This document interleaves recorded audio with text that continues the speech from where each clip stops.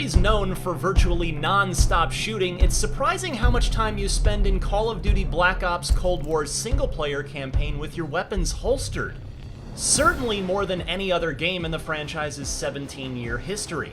But whether it's walking around your safe house and getting to know your covert ops crew, or sneaking around KGB headquarters as a Russian double agent trying to figure out a way to smuggle your American friends into the ultra-secure building, the latest Call of Duty puts that quiet time to good use. Sure, it's got plenty of loud parts too. There are high-speed shootouts, rooftop chases, and assassination missions, you know, the usual stuff.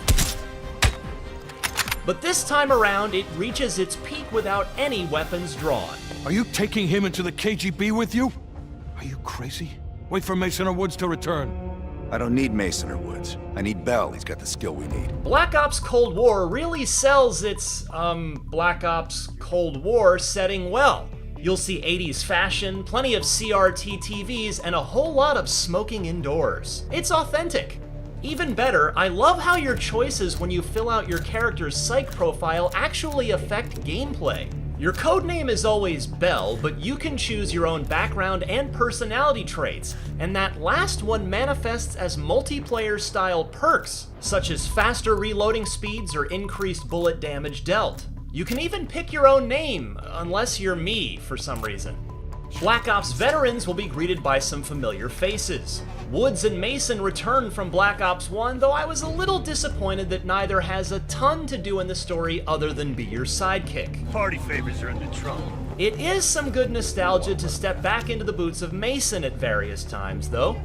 There are also a couple of new faces, but the bulk of the co-star screen time goes to Russell Adler, a living legend CIA veteran / dead ringer for Robert Redford who's recruited you to help stop Perseus, a generically nefarious and shadowy evil man whose actions tend to topple governments, or worse. You ever been attacked by a tiger, Bell? You really get to know your team through the safe house sequences between missions. Here you can review evidence, chip away at secret codes, and chat with your fellow spies via dialogue tree conversations.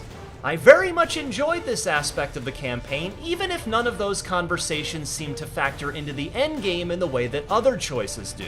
That's on a need-to-know basis. Meanwhile, combat is your standard Call of Duty stop-and-pop shooting gallery with the same basic at best AI the series has always had. There is precisely one special kind of enemy, an armored goon who's just a bullet sponge. Gadgets are strangely almost non-existent this time around, with one brief RC bomb car sequence in the first mission, and that's it. Weapons are nothing you haven't seen in Call of Duty before.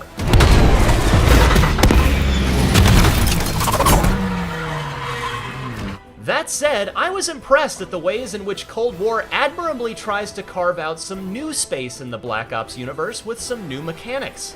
It succeeds in some ways, such as making collectibles relevant to gameplay by using them as in-universe evidence to set up other missions, thus giving you organic motivation to either find those hidden items as you go, or replay the missions they're hidden in before advancing.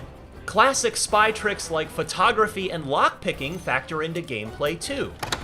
Even better, you'll actually need to examine some of the evidence to solve little puzzles before taking certain missions, adding some light adventure game style work to this traditionally trigger-happy series. Perhaps more notably though, there are a couple of moments in this campaign that have franchise-altering implications. No spoilers, but I'm majorly curious if and how those will be followed up on in all future Call of Duty games. The biggest miss is in how Black Ops Cold War as a whole tries to be as twisty with its plot as Black Ops 1 was, and it just doesn't quite get there. I applaud it for offering multiple endings though. I was both pleasantly surprised and horrified when I chose a bleak ending to see just how far Black Ops Cold War would or wouldn't go, and well, let's just say it got really dark. It was much more interesting than the good guy ending I tried afterwards, and now I'm eager to go back and see some of the other choices. Furthermore, while it's fun to dangle a bad guy over the edge of a rooftop while you interrogate him, like in the opening scene of Tim Burton's Batman, Black Ops Cold War's best mission involves almost no guns at all. Instead, it's an undercover romp through an enemy-infested government building.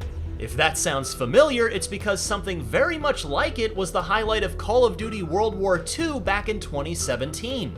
Yes, there are plenty of KGB goons to stealthily choke out and hide in lockers, Hitman style, but more fun is deciding how you want to achieve your objective without firing a shot.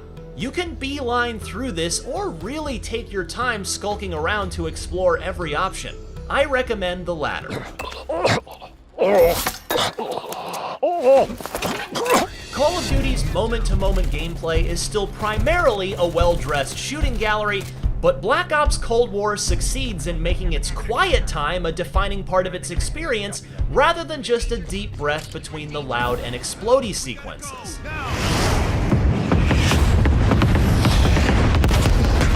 Its story is less successful at leaving a Black Ops 1 level mark, but the importance placed on finding and deciphering evidence as well as the multiple endings give good reason to stick with it beyond its typical 6-ish hour runtime. For more on Call of Duty Black Ops Cold War, look for our multiplayer and zombies reviews coming soon, and don't miss our list of 8 things to know before you dive in. And for everything else in the world of games and entertainment,